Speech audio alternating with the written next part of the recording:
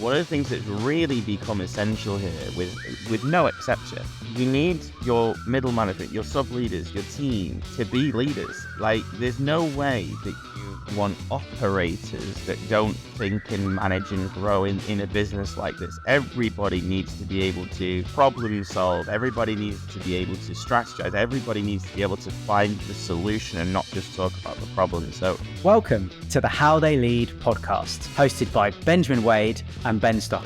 This podcast is dedicated to exploring the world of high performance, showcasing examples of how individuals and teams can reach their full potential. Together, they'll be inviting amazing guests who have defined or represented high performance in their own right, from world record breakers to individuals who have achieved first in their fields. The How They Lead podcast will showcase a diverse range of guests, each with their unique stories and insights to share. So join us as we challenge traditional ways of doing things, explore new ideas, methods and possibilities, and evolve the way people perform. Cas, thank you for joining us today on our podcast, the next episode, How They Lead. Really excited to get you on board. And I've obviously seen so much about you on LinkedIn and what's happening with the business. So really excited to hear your journey and how you've ended up joining us today. So if you could give us a brief overview of OnBuy, and our listeners can try and take away some real insights and lessons so they can be better as an individual, as a team, and as a business. no, yeah, thank you. Pleasure to be here. Thanks. So OnBuy's a very fast-growing online marketplace, UK only at the moment. We're the fastest-growing e-commerce business in Europe, as the Financial Times labelled us this year. The 11th fastest-growing business in the UK, according to Deloitte, and those accolades have certainly put a smile on a few people's faces in this company, because you don't expect that to happen when you only trade in the UK and not all of Europe. So yeah, it's been a very interesting year. We introduce customers to retailers, so we work with thousands of retailers on the platform. We have millions of products. I think we're up like 42 million products. Customers can come, browse, buy, and we are unique because OnBuy as a business has been working for 6.5 years on building a bit of a disruptive proposition that takes time to launch. There's been a vision that we've had for 10 years actually, but we've been online for 6.5 years. And very recently, we've just launched our final big proposition piece, which is that OnBuy is the world's first cashback marketplace. So OnBuy as a product allows customers to come buy from all of their known and trusted brands and actually earn rewards for being customers of OnBuy, which really is set to disrupt the e-commerce market, simplify the rewards market, disrupt the cashback market, and completely disrupt our competitors who don't necessarily reward any loyalty. So actually charge for loyalty. So for us, it's a big play, and it means that OnBuy now has a very strong purpose in life. And most importantly, a customer can differentiate why they would buy something from, say, another marketplace or why they would buy it from OnBuy. So yeah, it's a very exciting time, and you caught me right in the middle of this product going live, and it's the whole team is ecstatic about what's coming. It's a great company to be in right now. That's really interesting. And actually, like as a customer of various kind of marketplaces and e-commerce, as we all are, like I remember kind of being introduced to like cashback kind of websites where you could follow a link, and to be honest, I got a bit like disenfranchised. I was like, I can't be bothered to go to all these different places and follow these links. So it's a mess. You've got a multi-billion-dollar industry based on old school tracking, terms and conditions, loopholes. No, this isn't included. We exclude these products, or you have to wait 120 days. It's just a joke. The whole industry's a mess. And we decided that customers want rewards. We set out in business to make sure that we're very transparent with our customers. And we said, look, one of the big things that we wanted to do in the vision was make sure that our valuable returning loyal customers are the ones that actually get the best rewards. Because, we've all been there, new customers getting better offers than you. And it happens with TV services. It happens with everything. Everybody wants new customers. But to a customer, is being loyal to a brand you almost feel penalized for being loyal. You can get better deals by leaving and moving, whether that's banks, whether that's TV, whether that's insurance. And it's a joke. That's not right. So when we set out in the vision, we said, look, how can we do something different that actually makes customers want to engage? And we spent years working on this. This is a vision that we set from day one. We couldn't launch it at day one.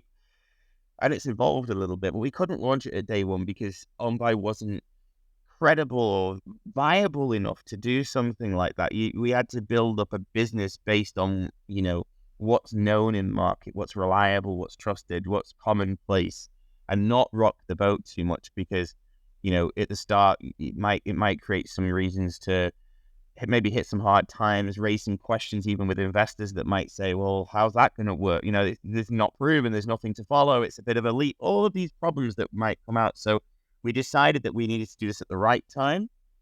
And now is absolutely the right time because, with the economy in the state it's in, with people's pockets in the place they're in, it's the perfect time for OnBuy to say, do you know what? You're loyal to OnBuy, then you actually get something back. With our cashback mechanism, you just referred to it. There's no links, there's no clicks, there's no tracking, there's nothing. When you buy with OnBuy, actually, I'll add something else. We didn't want to go down the loyalty points route because it's not tangible, right? I mean, they're intangible rewards, and we said, no, how can we do something really valuable? So when we launched the cashback marketplace, the idea is a customer can come to the website, buy things, and even new customers have the opening rate. The opening rate is 1%. You can have 1% on anything that you shop. That cash goes straight into your OnBuy account. You can spend that on your next purchase immediately after placing an order. So that's immediately available. If you want to withdraw that to your bank account, you have to wait till 30 days after delivery of the product because there's various things that we have to do in the process. But fundamentally, that cuts the average wait time of cashback down by 75%, which is unbelievable, taking it from an average of 120 days to 30 as a guide. But usable cashback down to immediate. So if you are a regular shopper user, you get it. And then what we've done is we've gone so far as to say our most loyal customers, the people spending with us, can have a significant rewards and that you can earn through tiers. That will be the tiers aren't actually in the public space yet. We're still refining that tiny little piece with some data following the launch of this product, which is right now. But what we did do to try and give our customers a huge reward is we launched with a massive opening 7.5% cashback on everything to all 6 million of our customers. So we actually set £10 million aside for this huge launch, which is significant, which makes OnBuy, a significantly viable customer channel to shop with. And if you think about what we tried to do, we've even disrupted the rest of the e-commerce market. We've undervalued price comparison. For example, is that enough? Is it just the price, or are there other things going on? And the customer now, if you're in OnBuy's club, let's say the cashback site, and you understand the value and you recognize the value, it's very real. We've driven more customers to want to come and do their search on OnBuy first to try and see what's actually, because we've not got every product yet. We're not perfect. We're still a startup business, right? So that is exciting. I think everyone, there we go, jump onto OnBuy, see what cashback you can get. I think we're going to kick the office out in some stuff and get some cashback. Cas, what I'm really interested in now is looking at, we know kind of where you're at now, and I can see in your eyes already, this is probably just the beginning. But we're really we're a leadership development business. We're really interested in how have you got to this place in terms of your people, the team you've built, etc. So we're going to ask you a bunch of questions now to really unpick that. And the first one, we'll start really high level, which is, how do you approach leading a team of people, inspiring and leading a team of people on this mission? What's your go-to in that space? Learned a lot over this period. One of the things that OnBuy's had to do, it doesn't apply to every business, but the pace of growth is just unfathomable when you think how things change so quickly. In there was one year, a couple of years ago, we grew 700% in the one single year, which is phenomenal. And the average growth rate for the business over a 4-year period is 3,500%. So you've got this situation where the business is ever changing. And one of the things that because I've had businesses in the past, one of the things that's really become essential here, with no exception, is that you need your middle management, your sub leaders, your team to be leaders. Like, there's no way that you want operators that don't think and manage and grow in a business like this. Everybody needs to be able to problem solve. Everybody needs to be able to strategize. Everybody needs to be able to find the solution and not just talk about the problem. So one of the things that I've tried to do is get people that make my life easier. You know, one of the things I remember reading a book a few years back, and it was, I've read a billion and one books from various entrepreneurs and autobiographies of people that have done it and made it and cracked it. And I can't remember which entrepreneur said this, but everyone's reused this now. It's don't be the smartest person in the room. And I'd like to say that's difficult. But no, the truth is you've got to get people around you that challenge you and push back and have a voice. And if it's just a bunch of yes men in the meeting, you've got the wrong team, because we're moving at speed. People own areas, and I need to be able to turn to those people who own those areas and get a grip of what's actually going on, and them not expecting me to come up with all of the solutions to those problems. So it does come down to the people and getting the right people. We were at a conference yesterday with a multitude of startups, and one of the questions that came up was, how do you select that team right at day one? So going from 0 to 1 and then from 1 to 10 in terms of your team. How did you select your team to join you, especially when there's probably one big obvious player in the marketplace who you are looking to disrupt initially? How do you get a team, and how do you motivate that team when there is that competition and it is staring you in the face that you're going to go up against them and disrupt the whole market? It's hard at the start. I think if anyone's on a startup journey, that is a bit different, because there's another lens to look through, which is you can't afford the team that you might one day have in the future. So when I first started, I was very, very fortunate that when we came, because I grew many bootstrap businesses of various different directions in the past: web development, business consultancy. I owned retailers, I've owned brands, I've worked in 9 countries. When I started OnBuy and came up with this is what we're going to do, I had a handful of people from those previous businesses that I was able to say, I want you guys in this, and I really want you in this. So that was a fortunate position for me. I knew how they worked, I knew how they thought, I knew that there's 3 guys I brought in, and they've been with us from the start. They're still here. So that was one fortunate move for me, but that wasn't enough. You can't start a business like this with sort of 4 people and that's it. So the next step was to try and find those individuals that really I felt we could see longevity in their role. But it is difficult. It's very, very difficult when you're small and you're trying to figure it out and you don't have the resources, the cash or the capital that really backs that. So yeah, that is a very difficult problem, and one that any startup business is going to face.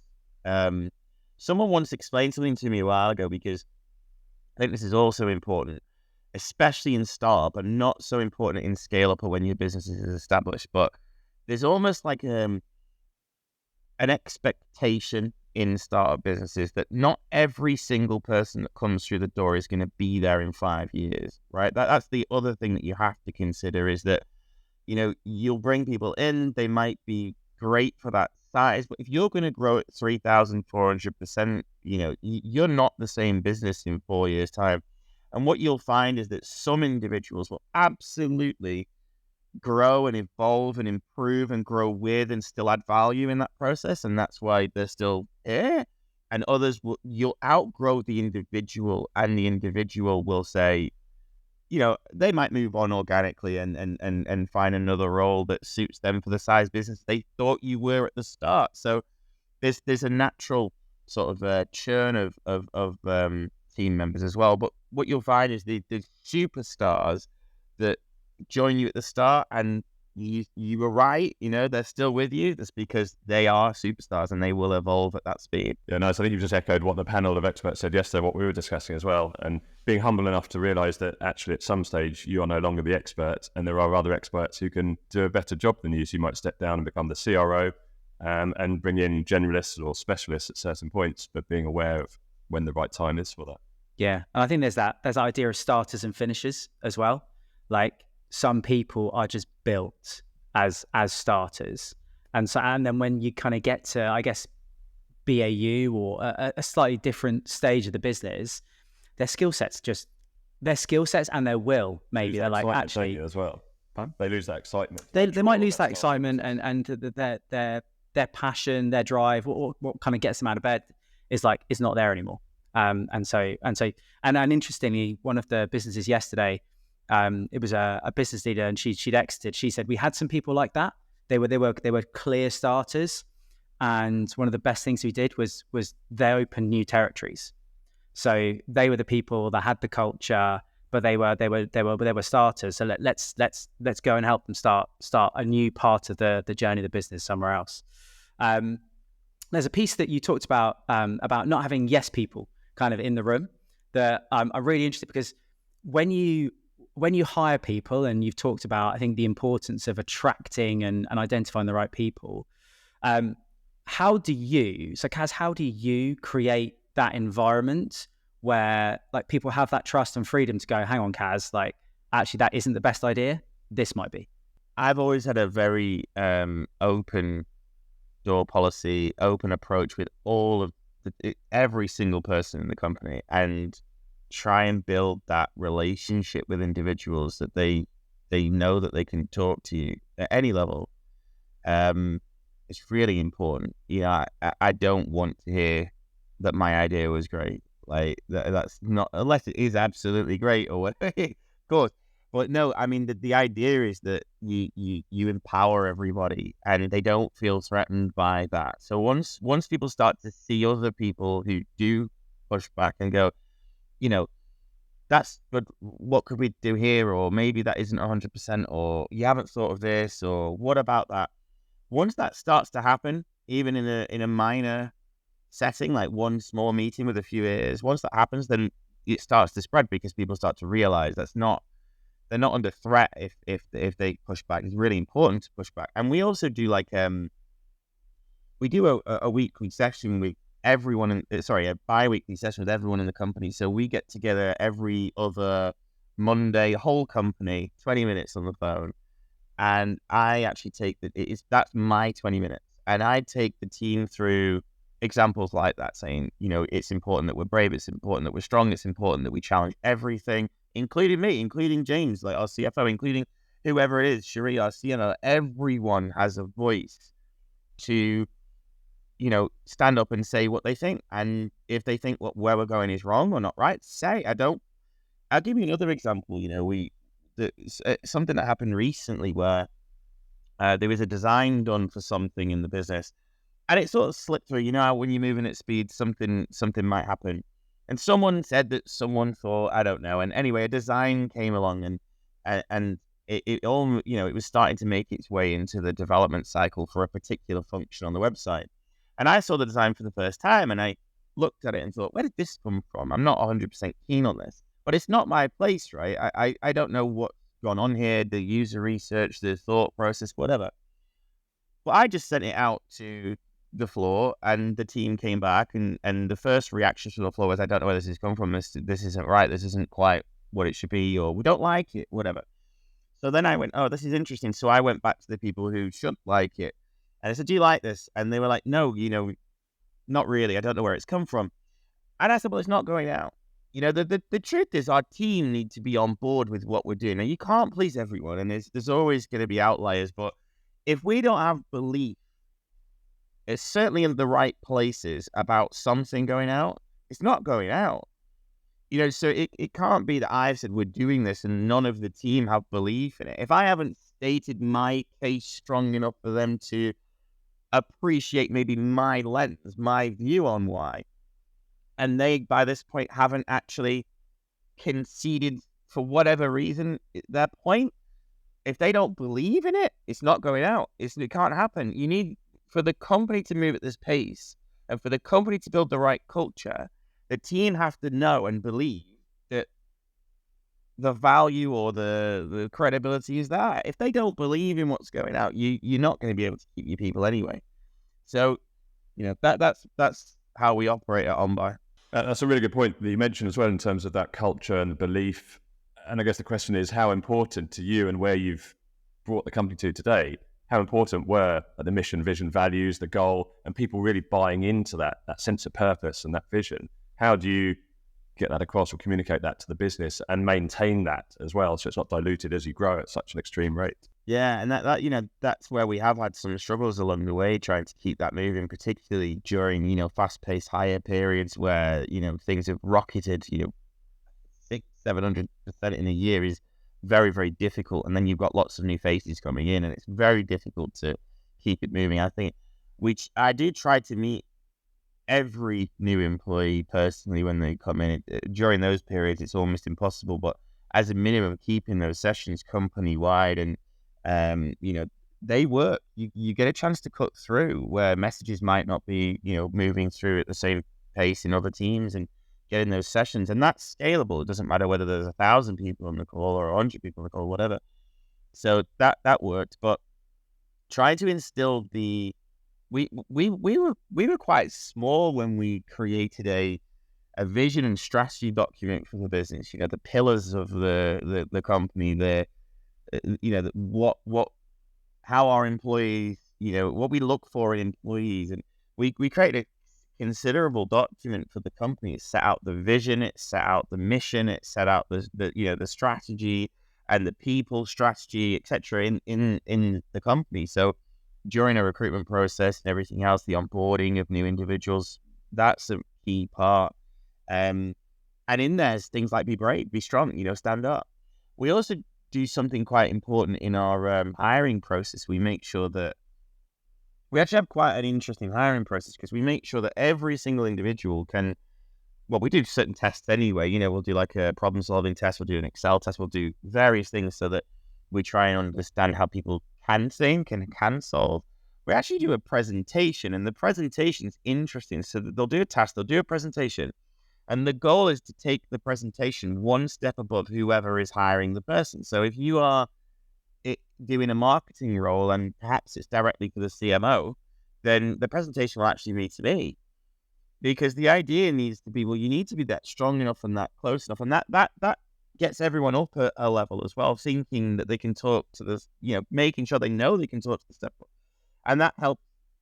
Yeah, and that then carries through when they hire. They've already had those chats, and that route and that channel is always open, and it helps the message jump steps and keeps everyone thinking that way. So the culture of the business is already empowered from the interview process. So that's a learning, from, we didn't used to do all that kind of stuff when we were smaller, but it's how do you keep that moving? And I think it's just really important that you empower people. Yeah, I like that approach. So a lot of businesses that we see, they start from day one. So bringing someone in, and that's when they start enhancing the team and the individuals from day one of stepping through the door. But actually, there's a whole lot more to it even before they've started or walked through the door, like 2, 3, 4 weeks out, and through that interview stage as well. The problem is when you're scaling, it's very easy to say how you would run a company if you've got, say, 20 individuals or less. It's very, very easy. You're very involved.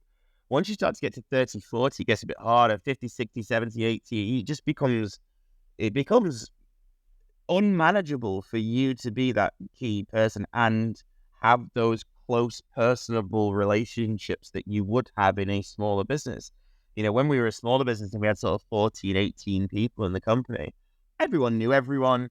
You know a lot about your team. It's very different. It's just a very different thing from having 100 people and going, I actually have people joining me and I don't know who they are in the same way that I would have done if there was only 15 people in the team. I don't know what their hobbies are, and I don't know what their wives called, because I don't work with that individual on a daily basis. So it's trying to remain scalable and keep the personable approach and have, everyone empowered to know that the door's open. And And then you do find what I find is that then you do start building quite interesting bonds throughout the company at various levels, because, you know, you are talking to people. It's not a pyramid. You know, the old school pyramid doesn't work. Yeah. Especially if you're trying to instill creativity and innovation as well. Because like you say, those conversations are where that happens and where that is nurtured. Yeah, completely. I think, you know, I was just thinking, I was talking to a CEO last week, and I asked them, it was a first conversation, discovery conversation, like, well, how many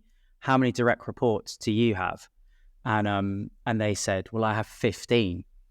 I was like, how's that going for you? And they were like, honestly, terrible. Horrific. Like terrible. And we had this interesting conversation then about the importance of people having enough exposure to senior enough people in the business for their development and bridging that hierarchy gap. And there is a risk when you scale fast to just stack hierarchy and build that pyramid. But actually, what I really like about what you talked about in terms of the interview process is you're building those bridges so people communicate above levels. And there's that kind of collegiate, collaborative element that I guess engenders that people can say, hang on a minute, I don't think this is the best idea. And when you then reach into the business to get that feedback, you get it, but you get it at pace, because, you know, you reaching back to say, is this right? In some businesses, there would be a void, and people would be like, shit, am I going to put my head above the ground and go, no, Cas, it's crap. And then get kind of shot down. So I think you've instilled that really nicely. I'd be really interested over the next few years to see how you maintain that agility of feedback loop, because I think it sounds like it's been key to how you've really refined in on excellence. Yeah, absolutely. And it's, you know, the truth is there's still a lot to learn on my side. You know, when we hit 500 people or 1,000 people, there's going to be all kinds of challenges, but we're trying future-proof what we're trying to create.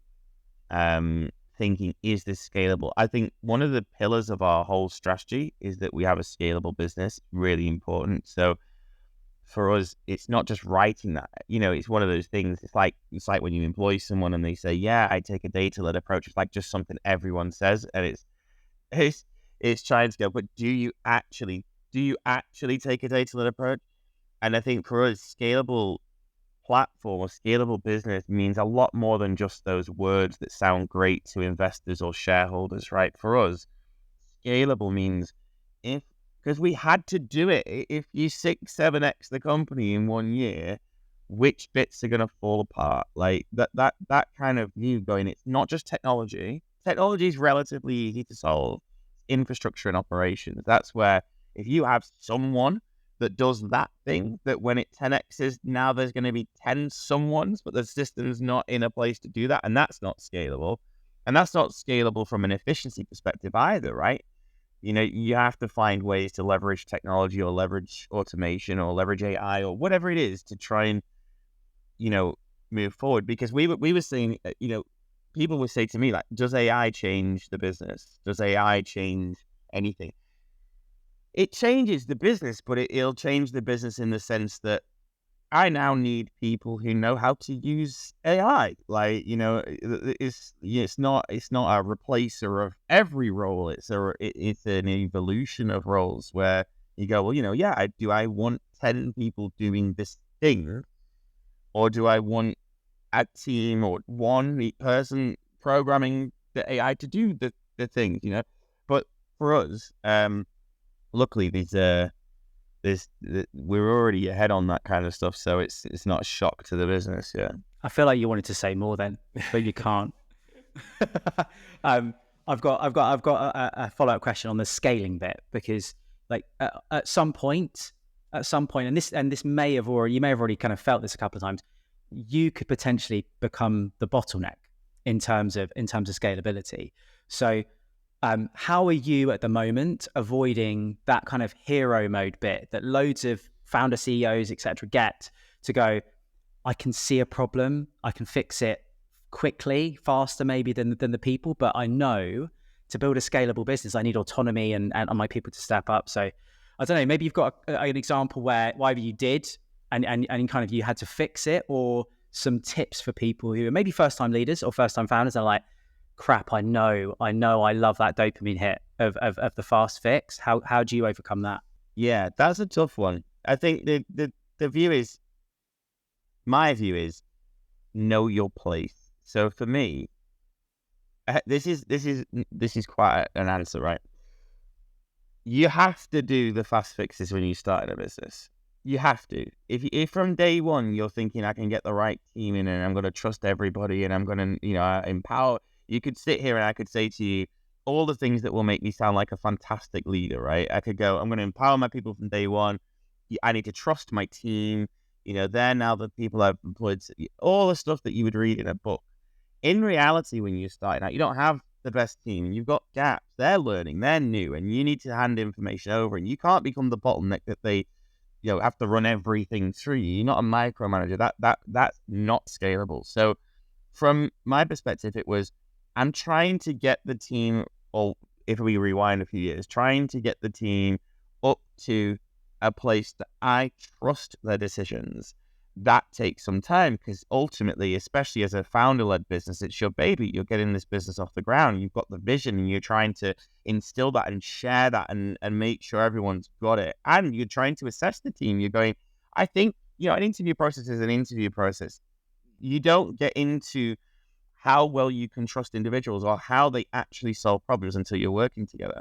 And that can take months. In fact, in some roles, it can take a year or more to really understand how an individual thinks, how they problem solve, how they would tackle a situation. And you've got to go through a few fires before you really understand how people react. Some people jump ship if the business doesn't look like it's going well, and you're left holding everything. So you've got to try and suss that out. And while that's going on, you are going to be fast fixing and you are going to be leaping in and just doing things that need to be done because ultimately you can't wait, you can't wait for these things to happen. But over time, if you know where your place is, I know that my place should not be involved in every facet of the business. And I've already pulled myself out of the areas where that trust, the experience, the processes, the SOPs are all in place. And therefore you can go, I can lead this. Like, this can be operated. This can be owned. This can grow under a new leader and it can improve. And you just got to work through those bits. Not even today in OnBuy, I'm not going to say everything's perfect. It's not. There are areas of the business that we're still, they're like, that's a problem for another day. Because we've got the things we actually need to solve, not just the areas we want to solve, because they're operating, they're okay, they're not on fire. And you go and you have to prioritize. It's the other problem that you have as a CEO or anyone, any role, prioritization. You can't fix everything at once. So we just tackle the biggest fires, the biggest things, make sure those are all done, make sure they're owned, and just work your way through until eventually the CEO role, not the founder role, but the CEO role falls into, where it should be, where it would be in a more established business that isn't going through this journey. CEO comes in, knows the place, has the leadership team underneath, and empowers the leaders to make the decisions, and ultimately, becomes an investor in maximizing efficiency and empowering the team to make the right decisions. The founder's a bit different because the founder's out there doing all the noise and is the face of the business, but only optically, right? Optically, that's a different role. You mentioned SOPs, which obviously made my ears prick up from a military background back in the day. SOPs were the life or death of an operation or flying. You had to have those SOPs in place to give you that solid foundation to then stretch yourself and become a high-performing team or individual. So how have they played, or would you say they've played an important part getting those SOPs really nailed down? Because a lot of businesses, it's not sexy, it takes up time and capacity, and it's often forgotten year on year. They never get updated. So there's a duplication of effort, duplication of roles and responsibilities. It's like, have those SOPs played quite a crucial point in you being able to scale? In some roles, in some functions, yeah. If you take operator roles, if you don't have strong SOPs, how on earth can you outsource functions? And if you don't have SOPs, how can you tender to outsource correctly in the future? You're trapped. So for us, that pillar of scalable technology and operator functions, so all of our operations, whether that's across customer service or whether that's across seller support, whatever, those SOPs are crucial. And in other areas of the business, not so much, is evolving too quickly. You don't want to be contained by SOPs. I think if you're in, and you referred to this earlier, if you're in a BAU part, phase of the business where the business is only looking for a relatively small growth per annum and it's going to come from new initiatives, then SOPs, they protect the business because they wrap it in what is the known BAU, what is the playbook. But no, there's certainly areas that SOPs in the business are fundamental, because how do you get new agents in? How do you train new operators? And we're a business of thinkers, right? Not necessarily a business of operators. So in OnBuy, the idea is I want a company of thinkers and problem solvers, leaders and creatives, and the operators. For us, that's something that is SOP driven. So whether that's in-house because it's more efficient to have it in-house, whether it's outsourced because it's more efficient to have it outsourced, or there's more resilience, that's how we kind of divide and conquer, really. Yeah, makes sense. Yeah, thanks. Yeah, makes sense. Cas, I want to ask you our West Peak question. So West Peak, we founded the business like on the premise that people learn a little bit of a skill, and I think the saying goes that like a little bit of knowledge is super dangerous. And in mountaineering, there are some really famous like false summits, and one of them is a West and East Peak mountain. So the West Peak is the true summit, the East Peak is the false summit. And often, unfortunately, lots of people don't like they might perish on the way down from the false summit because they put everything in to get to that summit. So putting this in a business context, can you share an example where you've reached what you thought was a summit of knowledge or understanding, or a plateau, and where you thought you were gonna get to as a business, and then you realized, wow, there's a whole other summit up there? I'm sure you've got plenty of stories, so if you could share one, it'd be fantastic. It's one big one that comes to mind. So when we launched as a business, we had to take a decision on how we launched the marketplace, and I remember back then that there's basically two ways you could launch a marketplace. One way is that you're merchant of record, and one way is that you're not merchant of record. And what I mean by that is there are platforms out there that connect the customer and the seller directly, and you as a marketplace have no involvement in that transaction. You don't touch the funds. You're not in the loop. You can charge a commission, but you're not in the loop. So if the customer has a problem, they have to go through and complain to the seller, and the seller is ultimately the retailer of the product. And back at day one, we had to decide which way we would go, and we decided to go the non-merchant of record route, because we were like, well, look, there's a lot of risk being merchant of record. We're now going to have funds moving through our bank accounts. When you go back to that startup analogy of cost control, I don't have the cash, the capital, the investment to have finance people and various layers of scrutiny over fund control and various payment issues, risk teams, all sorts that you would need. So we took the decision that that's scalable, and there's enough platforms out there, whether it be Stripe or PayPal for marketplaces or various other platforms, that make that quite a neat solution. And we pushed that solution to the brink of absolute failure. We literally grew that thinking it was completely scalable and we could smash it. And we grew so fast. The first 18 months were hellish because we had a platform that had nothing to sell and no sellers, which is never ideal. And no customers. So then the sellers don't want to join you. So the first 18 months is horrific. But once we got to like $100,000 a month, then it was $500,000 a month, then it was $1 million a month, then it was $5 million a month, it was $10 million a month. Once we got to about $10 million a month in sales,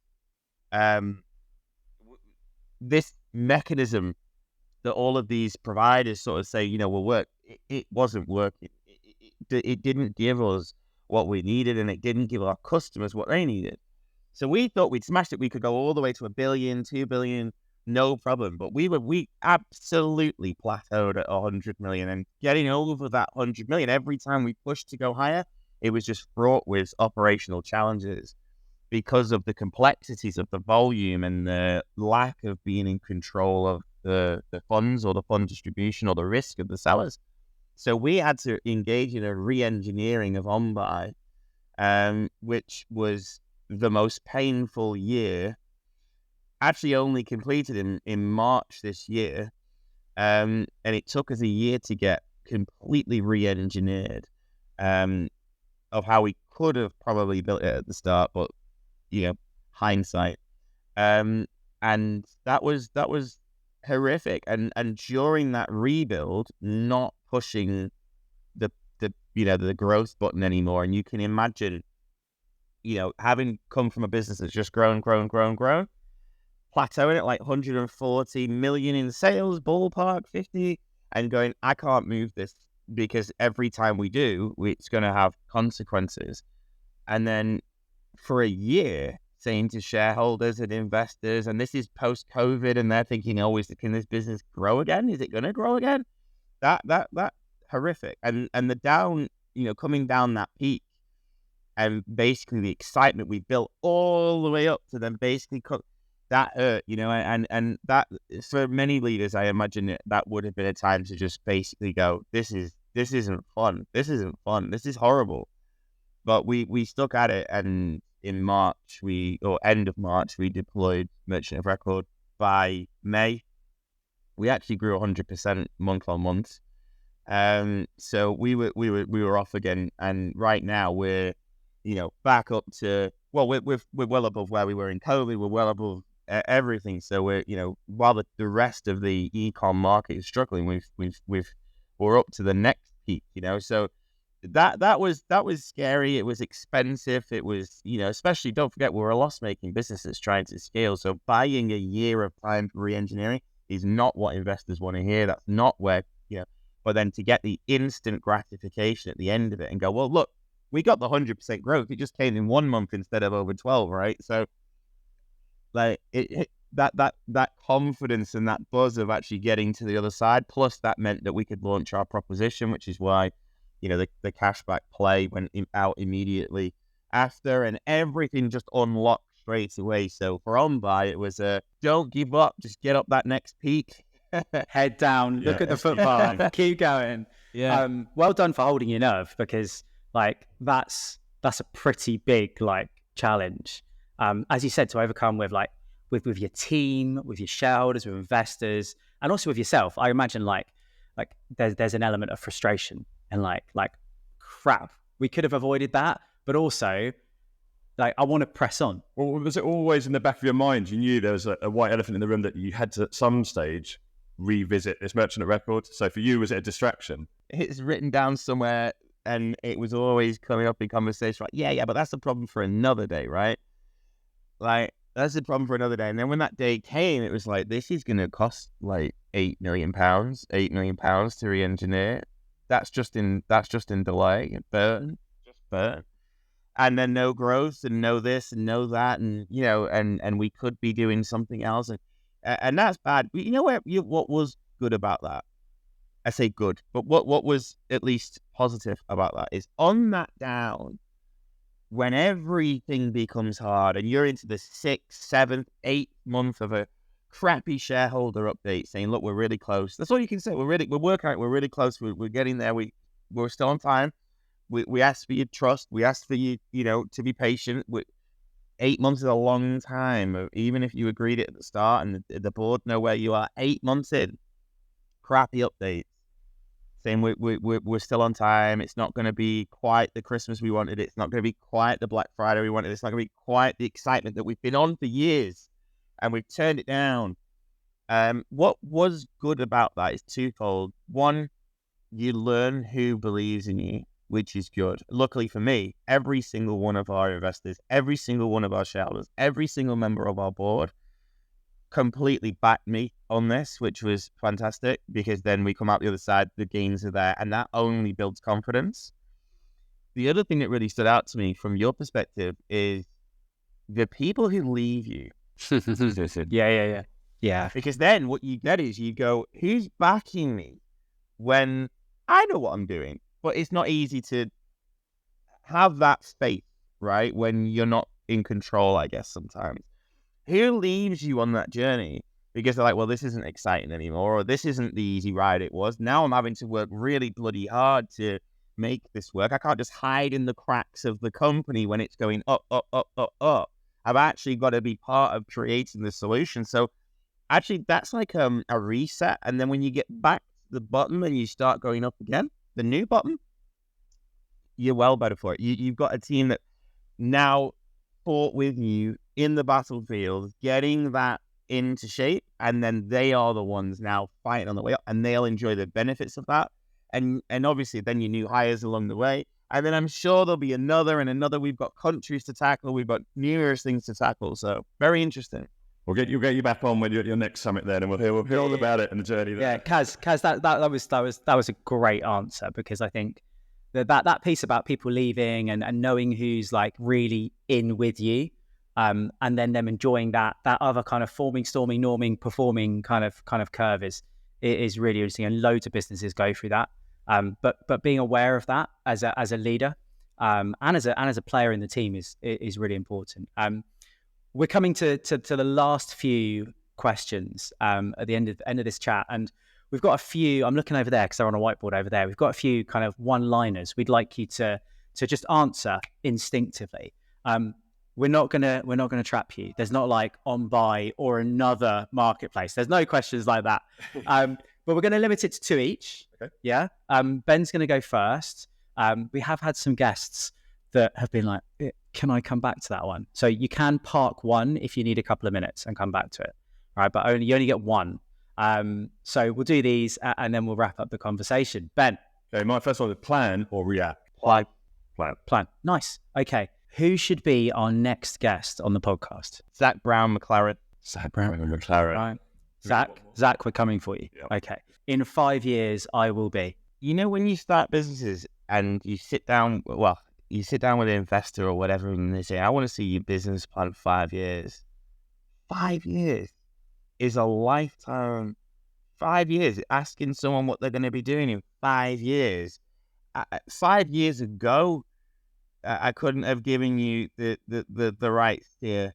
Could you have guessed where you are today 5 years ago as well? Yeah, but I probably would have said that we'd launched in countries and everything by now, right? I mean, everything's just so much harder than you think it's going to be. And who knew that Brexit was going to kick in right in the middle? And who knew that there's going to be loads, so it's just, when you said plan or react as a question, plan, because you're going to need to react. Like the 5 years is massive. We have the bare bones of a 5-year plan. It's bare bones. You go, this is what I need to do this year. See, I spoke to someone recently who said, we only plan for a year. We don't look any further than a year. That's wrong. That's absolutely wrong. I'm like argued this out and saying, you're wrong. I understand why you say that, because you're saying that 5 years you can't plan for. No, but you can have the bare bones of where you want to be. Because if you don't have a vision of where you want to be and you're only working year on year, you're never going to hit the target. You don't have the target. So we have a vision of what we want to get to. But then it's not a plan, because the plan falls in as you learn and starts to go, how do we do it? So you set the goals, you set where you want to achieve, and then you go, that's where I'm going to get. So if we talk about bare bones, I'd like to be, in 5 years, an international CEO of OnBuy, and OnBuy being a far more established, profitable, leading global marketplace. And I think that's my current 5-year goal that I'm going to try and do in 3. Perfect. I think that's a great response, and that's a good wrap up to our quickish fire round. Yeah, the other ones were quick. The other ones, a good answer. It was worth the wait. Yeah, they were good, and I think I think one thing that I'm going to offer, and you can accept it or throw it straight back at me down the lens, is I think in 5 years, I like from what I've taken from you in this short conversation is you're still going to be learning. Like I just see you as someone like in 5 years, you will still be learning, like, and you'll be on to the next thing. Like, how do I be an even better international CEO of OnBuy? Cas, look, it's been a pleasure chatting with you. It's lovely to speak to a fellow Bournemouth-based business as well. So big up Bournemouth. We can't wait to explore the cashback we can accrue on OnBuy. And yeah, thank you so much for sharing your knowledge, your journey, and what you've learned along the way with all of our audience. There's lots of lessons we're taking from that, especially for startups, scale-ups, and fully fledged businesses alike. Yeah, appreciate your time. Thank you very much for that. No, thank you. Appreciate it. Thanks for joining us on the How They Lead podcast. We hope you've enjoyed this episode and learned something new about the world of high performance. If you have any feedback or suggestions for future episodes, please don't hesitate to reach out to us. And don't forget to subscribe to the How They Lead podcast on your favourite platform so you never miss an episode. Until next time, keep pushing yourself to reach your full potential and evolve the way you perform. And remember, just because something has always been done a certain way doesn't mean doing it a new way can't work.